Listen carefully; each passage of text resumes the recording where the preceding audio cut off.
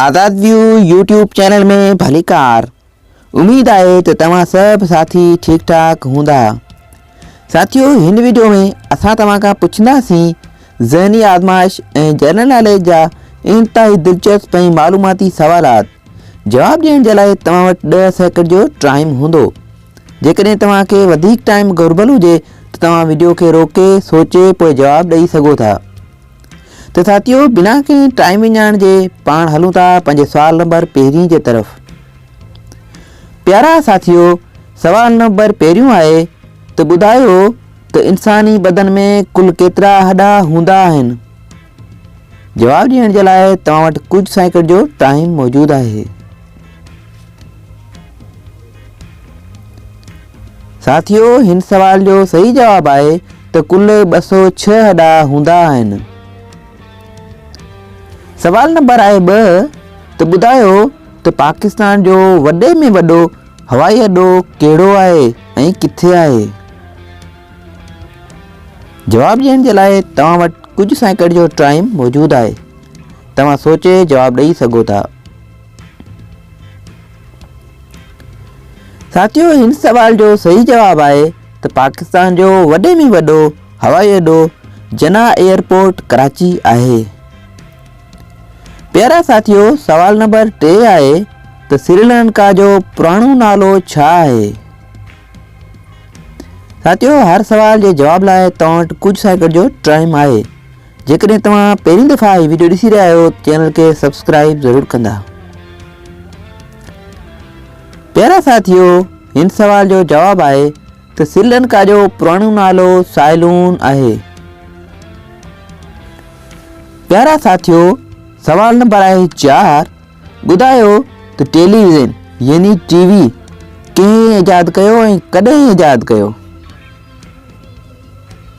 जवाब ॾियण जे लाइ तव्हां वटि कुझु सेकंड जो टाइम मौजूदु आहे। साथियों, हिन सवाल जो जवाब आहे त टीवी 1926 में जॉन बर्ड ईजाद कयो। अॻियो सवाल आहे त ॿुधायो त उठ खे केतिरा ॾंद हूंदा आहिनि। इंतहाई दिलचस्प सवाल आहे। जवाब ॾियण जे लाइ तव्हां वटि कुझु सेकंड जो टाइम मौजूदु आहे। साथियों, हिन सवाल जो जवाब आहे त उठ खे 34 ॾंद हूंदा आहिनि। प्यारा नाज़रीन, ॿुधायो त एक्सरे कंहिं ईजाद कयो। प्यारा साथियों, हिन सवाल जो बिल्कुलु सही जवाब आहे त एक्सरे विलियम रोजन ईजाद कयो। प्यारा साथियों, छा तव्हांखे ख़बर आहे त उहो कहिड़ो वणु आहे जेको चइनी तरफ़नि खां वधंदो आहे। जवाब ॾियण जे लाइ तव्हां वटि कुझु सेकंड जो टाइम मौजूदु आहे।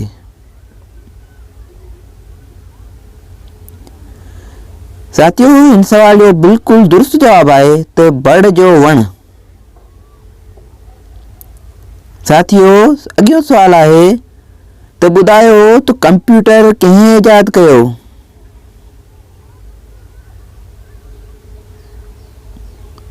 हिन सवाल जो बिल्कुलु दुरुस्त जवाब आहे त कंप्यूटर चार्ल्स बेबेज ईजाद कयो।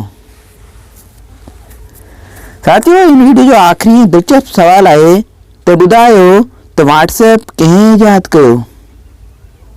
साथियों, हिन क़िस्म जे वधीक वीडियो जे लाइ असांजे चैनल खे सब्सक्राइब करणु न विसारिजो ऐं पंहिंजी राय जो इज़हार ज़रूरु कजो त हिन वीडियो में तव्हां केतिरनि सवालनि जा जवाब ॾिना।